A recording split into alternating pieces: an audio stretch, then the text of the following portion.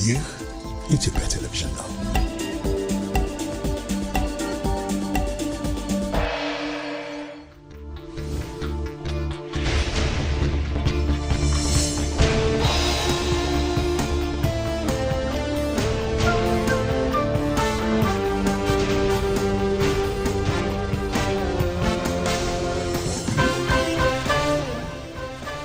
ተናስተልን ሰላም በኢትዮጵያና በመላው ዓለም ያላችሁ ተከታታዮች በያላችሁበት እንደምን ቆያችሁ። አንድ ሰዓት ነው። የዛሬ ማክሰኞ ምሽት ቲቪ ዜና 57 እዚህ አዲስ አበባ ከሚገኘው ዋናው ስቱዲዮአችን አሁን ጀምሯል። አበይት ነጥቦችን ነው። አዲስ አበባ ለሌሎች ከተሞች ምሳሌ እንድትሆን በብዙ ዘርፎች እየተሰራች ስለመሆኗም ከንቲባ አዳነች አቤቤ ገለጹ።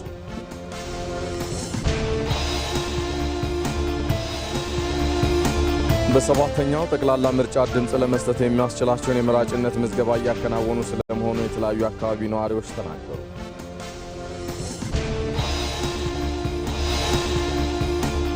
በኢትዮጵያ የዜጎችን ሁለንተናዊ ብልጽግናና ኢኮኖሚያዊ ነጻነትን ማረጋገጥ የሚያስችሉ ስራዎች እየተሰሩ ነው።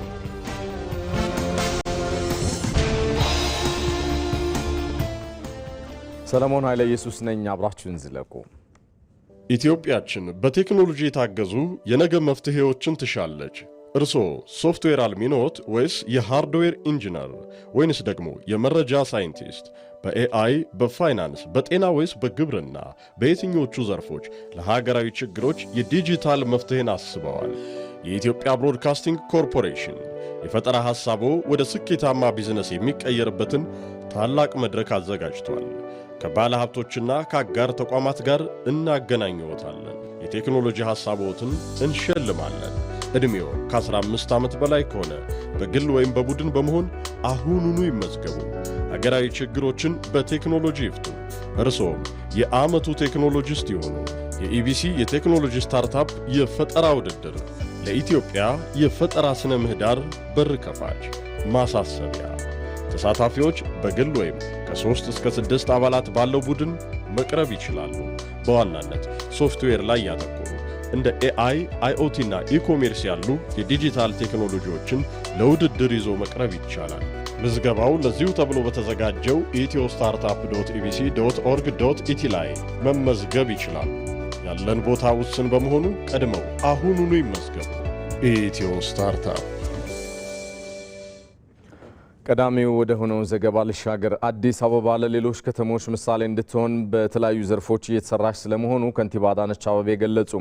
ከንቲባ አዳነች አቤቤ ዘመናዊ ሆኖ የተገነባውን የቁርጡሜ ወንዝ ዳርቻና የድል ፕላዛን መርቀው ለአገልግሎት ክፍት አድርገዋል።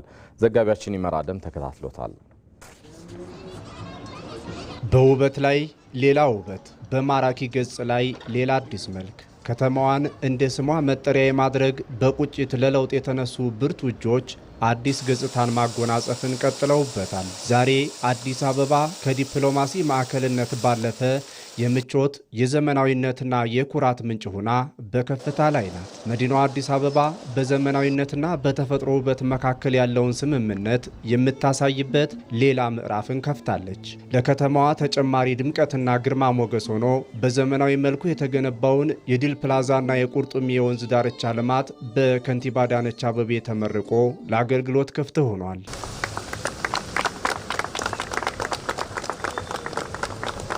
በፒያሳ ቴዎድሮስ አደባባይ አካባቢ የተገነባው የድል ፕላዛ 500 መኪና ማቆሚያን ይዞ ዘመናዊ ቴክኖሎጂን አካቶ ከወንዝ ዳር ልማቱ ጋር በ7 ሄክታር መሬት ላይ ያረፈ ነው። 7 ሄክታር የሚሆን መሬት ወደ አረንጓዴ ልማትና ለሕዝቡ የጋራ መገልገያ እንዲሆን ተደርጎ ተገንብቷል። የስፖርት ሜዳ አለው፣ የህፃናት መጫወቻ አለው፣ በርካታ አነስተኛ አምፊቲያትሮች ወጣቱ ወጣ ብሎ ዘና የሚልበት፣ አዛውንቱ አረፍ የሚልበት፣ የወንዝ ዳርቻውም ከ2.2 ኪሎ ሜትር በላይ ተገንብቷል። ወደ ማዶ ወደ ጥቁር አንበሳ የሚሻገረውም መንገድ ኮኔክቲቪቲው ጥሩ ተደርጎ ተሰርቷል። ድልድይም ተሰርቶለታል ማለት ነው። የያዘው ልማት በጣም ሰፊ ነው። ከዮድ አቢሲኒያ በተጨማሪ ወደ ታች ወረድ ካልን 2 ትልልቅ ካፍቴሪያዎችን እናገኛለን። የቡና ማስታወቂያና መሸጫ ስፍራም ዋና መንገድ ላይ ቅርብ በሆነ መንገድ ተሰርተዋል። እንግዲህ በአጠቃላይ ኢኮኖሚያዊ ፋይዳው ትልቅ ነው ማለት ነው። ከፕላዛው ጎን ለጎን የተከናወነው የቁርጡሜ የወንዝ ዳርቻ ልማትም መንፈስን የሚያድስ የሰላም ማረፊያ ሆኗል። በአካባቢው ይፈስ የነበረው መጥፎ የወንዝ ገጽታው ተቀይሮ ዳርቻው በአረንጓዴ ተክሎችና በእግረኛ መንገዶች ተውቦ ማየት ላይን ይማርካል። ይህ አይነቱ ገጽታ ደግሞ የአዲስ አበባ ከተሜነት መለያዋ ነው። ስለ ከተሜነት ስናወራ ከተሜነት እንደው በራችንን ዘግተን በየግል መኖሪያ ቤቶቻችንና ቢዝነሳችን ህንፃ ውስጥ ብቻ የምንኖርበት አይደለም። ከተሜነት ጽዳት፣ ከተሜነት ውበት፣ ከተሜነት አረንጓዴ ልማት፣ ከተሜነት ጽዱ ጤናማ የመኖሪያ አካባቢ ነው። ለመኖር ምቹ የሆነ ከተማ የምንለው ይህን ሲያሟላ ነው። በተጨማሪ አገልግሎት መስጫዎች፣ መንገዶቻችን ለትራፊክ ማሳለጥ በጣም የተመቹ እንዲሆኑ በቂ የመኪና ማቆሚያዎች ያሉን፣ እንደዛ ካልሆነ በስተቀር ከተሜነት መስፈርትን አናሟላ። አዲስ አበባ በዚህ ደረጃ የከተሜነት መስፈርትን በሚገባ ካላሟላች የኢትዮጵያ ከተሞች ከየት ይማራሉ? አዲስ አበባ ፈርቀዳጅ ሆና የመማሪያ ልምድ ማካፈያ ስፍራ መሆን አለባትና ዛሬ ወደዛ ደረጃ ስለመጣች የከተማችን ነዋሪዎች አብረን የሰራ ነው ውጤታማ ስለሆን እጅግ አድርገን ደስ ይለናል። እንኳን ደስ ያላችሁ ማለት እወዳለሁ። የአካባቢውን መለወጥ የሚመጥን የ2 ኪሎ ሜትር የወንዝ ዳርቻ ልማት ጭምር የተሰራበት ወደ መሬት ባለ 3 ወለል የሆነው የድል ፕላዛው የቦታውን ገጽታ ከመቀየሩ ባሻገር የስራና የንግድ ቦታ ሆኗል። ቀደም ሲል እንዲሁ ቦታው ነበረ፣ ድሮም ነበረ። መኖር ብቻ አይደለም፣ ጥሩ ባልሆነ ሁኔታ ነበር የነበረው። ቆሻሻ የሚጣልበት የላስቲክ ቤት፣ የሸራ ቤት የምናይበት የተለያየ ወንጀል የሚፈጸምበት ቦታ ነበር። ግን የእይታ ለውጥ በመምጣቱ የእሳቤ ለውጥ በመምጣቱ ያለንን ሪሶርስ በአግባቡ ለመጠቀም በተኬደው አካሄድ ይኸው ዛሬ በዚህ ሁኔታ ያማረ የደመቀ ነገር ተሰርቶ ለሕዝባችን አገልግሎት እየዋለ ያለበት ሁኔታ አለ። የድል ፕላዛውና የወንዝ ዳርቻ ልማቱ የአዲስ አበባ ሌላ መለያ የውበት ምንጭና የብልጽግና ተምሳሌት ሆኖ ተከስቷል። ኢትዮጵያ ለጀመረችው የታላቅነት ጉዞም ጉልህ ምስክርነት ይሆናል።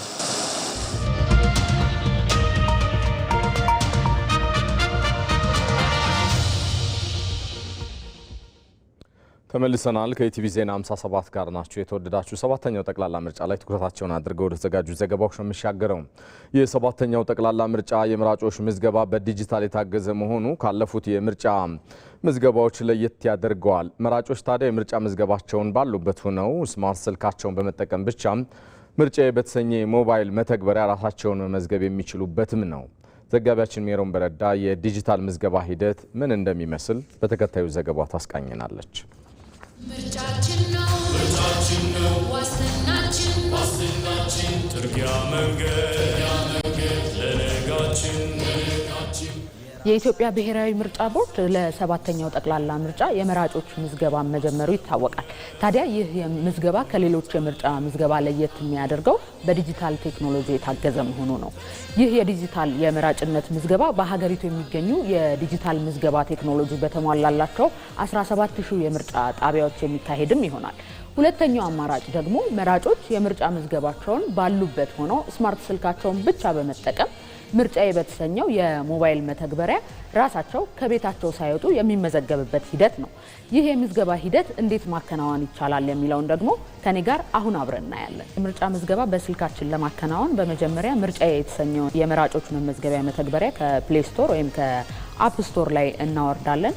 ከዛ በኋላ ምርጫዬ መተግበሪያን በመክፈት የተለያዩ አይነት ቋንቋዎች አሉት። እርስዎ ይገልጸኛል የሚለውን ቋንቋ ይመርጣሉ። ከዚያም በመቀጠል እዚች ጋር የእርሶን መገለጫ ይፍጠሩ የሚል ይመጣል። ስለዚህ እሱን እንመርጣለን። በፋይዳ አማካኝነት ወደ መለያ የሚለውን አማራጭ እዚች ጋር የሚታየውን እንከፍተዋለን። ይሄ የፋይዳ ገጽ ሲመጣ ከፋይዳ መታወቂያችን ላይ 16 አሃዝ ያለውን ቁጥር ወይም ደግሞ ፋን የሚለውን ወደ ስልኩ ላይ እናስገባለን። ከዛ ባለ 6 የአንድ ጊዜ ማረጋገጫ ቁጥር ወይም ኦቲፒ ይላክልናል። ስለዚህ የተላከልንን ቁጥር በማስገባት ኦቲፒውን በማስገባት እናረጋግጥለታለን። ከዚያም በኋላ እንግዲህ የግል መረጃዎቻችንን እዚህ ላይ እናስገባለን ማለት ነው። የተለያዩ መረጃዎችን ይጠይቀናል። እኛን የሚገልጸንን እናስገባለታለን። ሙሉ መረጃችንን እዚህ ላይ እንሞላለን ማለት ነው። ስናስገባለት እንዲህ የግል መረጃችንን የፋይዳ ላይ ያለውን የግል መረጃችንን ያመጣልናል። ስለዚህ ይቀጥሉ የሚለውን እንጫነዋለን ማለት ነው። ስለዚህ አሁን ትክክለኛው ለምርጫ የምንመዘገብበት ሂደት የሚጀምረው እዚህ ጋር ነው። 7ኛው የጠቅላላ ምርጫ የሚለውን ወደ ጎን እንጫነዋለን። ስለዚህ አሁን ከዚህ ዝርዝር ውስጥ የሚቀርበንን የምርጫ ጣቢያ ለአካባቢያችን ቅርብ የሆነውን እንመርጥለታለን። እሱን ከመረጥንለት በኋላ ይሄንን ዝርዝር ያመጣልናል ማለት ነው። እዚህ ጋር ያለው ዝርዝር ምንድነው? በአካባቢው አሁን በምንኖርበት አካባቢ ምን ያህል ጊዜ ኖረናል የሚለውን ከዛ በተጨማሪ ደግሞ የሰጠነውን መታወቂያ የፊትና የኋላ ገጽ ይፈልገዋል ማለት ነው። እነዚህ መረጃዎች በቅደም ተከተል እናስገባለታለን። ስለዚህ ከጋለሪያችን ውስጥ ወይም ከፎቶ ማህደራችን ውስጥ ካለ ከሱ ላይ እንመርጥለትና እናስገባለን። ካስገባን በኋላ ቀጣይ የመታወቂያ ቁጥራችንን እናስገባለታለን ደግመን። እነዚህን ሙሉ ምርጫዎች ከመረጥንለት በኋላ በጥንቃቄ መሙላት አለብን። እነዚህን ከመረጥንለት በኋላ ከላይ የተጠቀሱትን ነገር ትክክለኛ ስለመሆኑ ማረጋገጥ ይኖርብናል። የእሱ መረጃ እዚህ ላይ ያለ እሱን እናረጋግጥለታለን። ይህን ካረጋገጥን በኋላ ያረጋግጡ የሚለውን ነው የምንሞላው። በመጨረሻም እንግዲህ የመጨረሻውን ፕሮሰስ ስናረጋግጥለት ያረጋግጡ የሚለውን ከነካን በኋላ እንደዚህ አድርጎ ለአንድ ጊዜ ብቻ የሚያገለግለውንና በምርጫ ቀን ወደ ምርጫ ጣቢያ ይዘን የምንሄደውን መታወቂያ ይሰጠናል ማለት ነው። ይህን መታወቂያ ከ48 ሰዓት በኋላ ፕሪንት አድርገን በእጃችን ይዘን የምርጫ ቀን ወደ ምርጫ መሄድ ብቻ ነው የሚጠበቅብን። የምርጫ ምዝገባ ሂደቱ እንግዲህ እንዳየነው ሰዓትን ከመቆጠቡና ሁላችንም ባለንበት ሆነን ምዝገባ እንድናደርግ ከማስቻሉን ባሻገር የምርጫ ምዝገባ ሂደቱን እጅግ አቅልሎታል። ይህም እንግዲህ ኢትዮጵያ ወደ ዲጂታሉ ዓለም እያደረገች ያለችውን ጉዞ አንዱ ማሳያ ነው ማለት ይቻላል።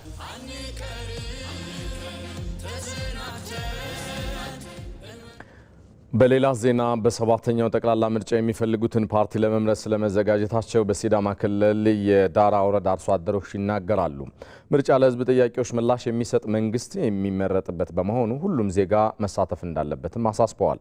የአርሶ አደሮችን አስተያየት በስፍራው የሚገኘው ዘጋቢያችን አስረሳ ወጌሻ አሰባስቦ ልኮልናል። ተከታተሉትና እንመለሳለን።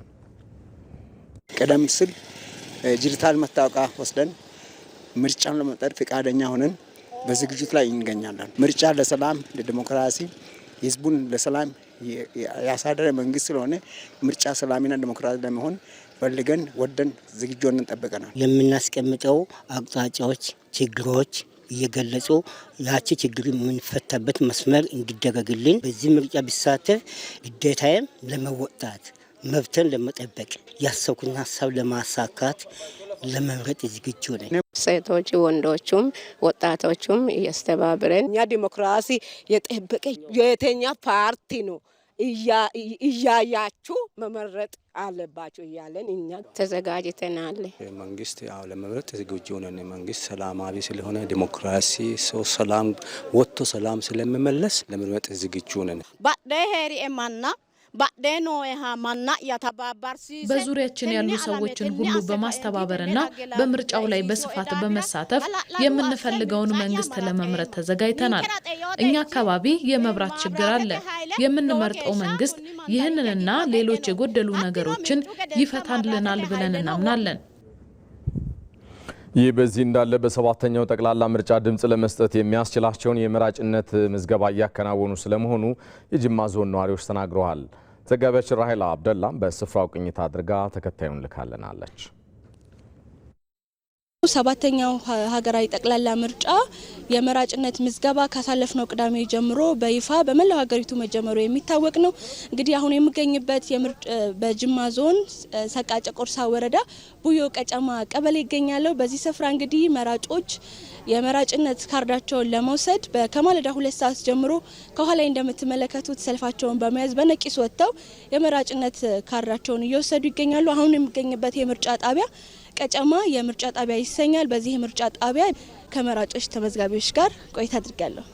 አሁን በ3 ሰዓት አካባቢ ነው የመጣሁት። አሁን ዛሬ ካርዴን ወስደን በጠዋት ወጥተን ካርዴን ወስደን በ7ኛ ዙር ምርጫ ስለሆነ የኛ በፍቃደኝነት ድምጼን ለመስጠት ፈልጌ በጧት እዚህ ተገኝቻለሁ። አሁንም በምርጫ ቀንበትም በጧት ነው መጥቼ መርጬ ነው የምንገባ። ቀደም ብዬ መጥቼ የምርጫ ካርድ ወረቀቴን ወስጃለሁኝ። ከዚህ በኋላ ያለውን ጉዳይ ደግሞ ሊያስተዳድረኝ ይችላል፣ ሊመራኝ ይችላል፣ አገሬን ሊያለማልኝ ይችላል የሚለው ምርጫ እመርጣለሁኝ ለሚቀጥለው ብዬ የምርጫ ካርድ ለወስድ ነው የመጣሁት። ወስጃለሁኝ። አሁን ካርድ ለመውሰድ ነው በጠዋት የመጣሁት።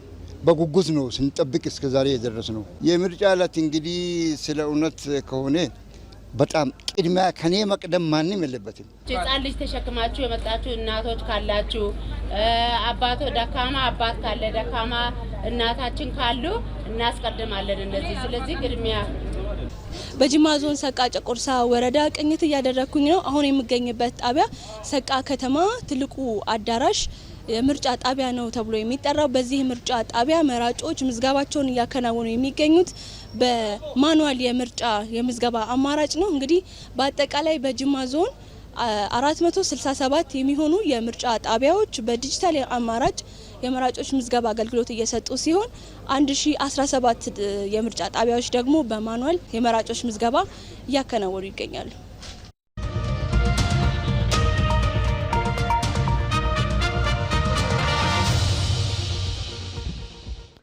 ከኢቲቪ ዜና 57 ጋር ናችሁ።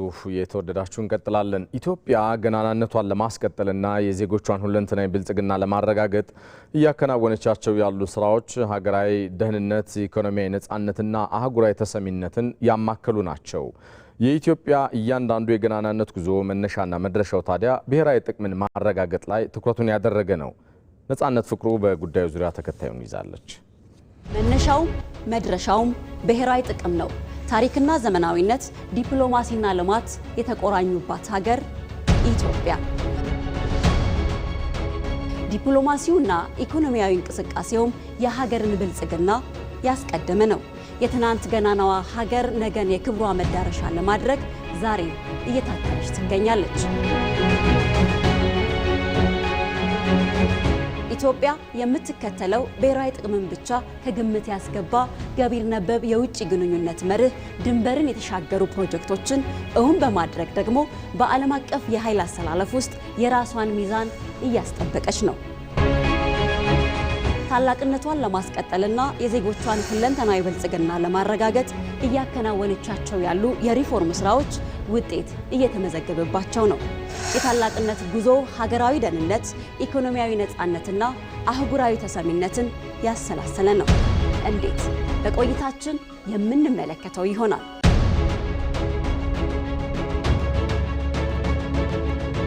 የኢትዮጵያ ገናናነት ከጥንታዊ ስልጣኔዋና ለጥቁር ሕዝቦች ኩራት ከሆነው የአድዋ ድል ይመዘዛል። ይህ ገናናነት ግን በሚፈለገው ልክ አልቀጠለም። የብሔራዊ ጥቅም እሳቤ በሚፈለገው ልክ በመሪዎችም ሆነ በህብረተሰቡ ዘንድ አለመቀንቀኑ ደግሞ እንደ ምክንያት ይነሳል። የዚህ ዘመን ልዕልና ሁለንተናዊ ብልጽግና እንደመሆኑ ብሔራዊ ጥቅም ዋነኛ ምሰሶ ይሆናል። ለዛም ነው መነሻውም መድረሻውም ነው ያልነው። በርካታ ዲፕሎማሲያዊ ድሎችን የተቀናጀችው ኢትዮጵያ የብሪክስ አባልነቷ ከብዙ ስኬቶች ውስጥ አንድ ተብሎ የሚመዘዝ ነው። አዲስ ተሰሚነትን፣ የኢኮኖሚ አማራጭን ይዞ የመጣ ድል። ብሪክስን መቀላቀል የሆነኛው ጎራ አባል የመሆን ፍላጎት ማስፈጸሚያ ብቻ አድርጎ ማሰብ ታዲያ ሞኝነት ነው። የአፍሪካ የፖለቲካ መዲና እንደመሆኗና በፍጥነት የሚያድግ ኢኮኖሚ የያዘች ሀገር ድምጿን ከፍ አድርጎ ለማሰማት እንደ አንድ አማራጭም ይቆጠራል።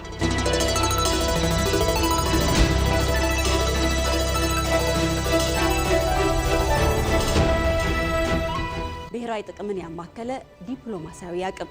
ይህ አቅም በተለይ ሉዓላዊነትን በማስከበር የኢኮኖሚ ልማትን በማፋጠንና የዜጎችን ክብር በማረጋገጥ ምሰሶ ተደግፎ ቆሟል።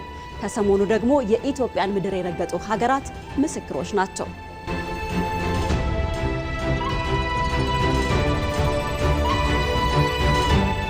ሁሌም የዲፕሎማሲ ድል ከውስጥ አቅም ይመነጫል። ታላቁ የኢትዮጵያ ህዳሴ ግድብን እውን ማድረግ ደግሞ አንዱ የውስጥ አቅማችንን ለዓለም ያስተጋባ ማሳያ ነው። ቁርጠኝነታችንን ከመናገሩ ባለፈ በኤሌክትሪክ ኃይል ቀጠናውን ለማስተሳሰር ትልቅ እድልን ፈጥሯል። ሌላው የውስጥ አቅም ማድረግ ማሳያ ደግሞ ከስንዴ ተደጓሚነት ወደ ላኪነት የመሸጋገር አብዮት ነው። የምግብ ዋስትናን በማረጋገጥ አንገትን ቀና የማድረግ ትጋት፣ ጸጋን በመለየት አቧራን አራግፎ ኢኮኖሚውን የሚደግፍ ፕሮጀክቶችን ደግሞ በገበታ ለሀገርና በገበታ ለትውልድ ፕሮጀክቶች እውን ማድረግ፣ የብሔራዊ ጥቅም ማሳያ የወታደራዊ አቅም መጎልበት ሌላው አስተሳሳሪው መንገዷ ነው።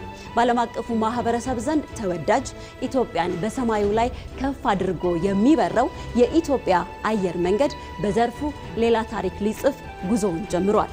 ስኬታማ የዲጂታላይዜሽን ጉዞ ከተሜነትን እውን ያደረጉ የኮሪደር ልማት ስራዎች ከአንድም 2-3 ሜጋ ፕሮጀክቶችን ማሳካት፣ አንዱን ጨርሶ ሌላ የመጀመር ያልተቋረጠ ቁርጠኝነት እንደ ብሔራዊ ጥቅም ማሳያ ተደርጎ ይወሰዳል። ይህ ብሔራዊ ጥቅምን በማስቀደምና ለዛ ብቻ በመስራት የሚመጣ የልዕልና መገለጫ ነው። የአፍሪካ የብልጽግና ተምሳሌት በመሆን የሚደመደም የስኬት ጉዞ። የተወደዳችሁ ለምሽት አንድ ሰዓት ያልናቸው ኢቲቪ ዜና 57 ዜናዎቻችን ነኝ ናቸው። ቀሪ ደቂቃዎቻችሁን ከተመራሩት የቢዝነስና የስፖርት ዘገባዎች ጋር ትቆያላችሁ። ባልደረቦች እንደየቅደም ተከተላችሁ ይጠብቋችኋል። ምሽቱ 2 ሰዓት ላይ በሌሎች ተጨማሪ ጉዳዮች ነው ከኔ ጋር ዳግም የምንገናኘው። መልካም ጊዜ።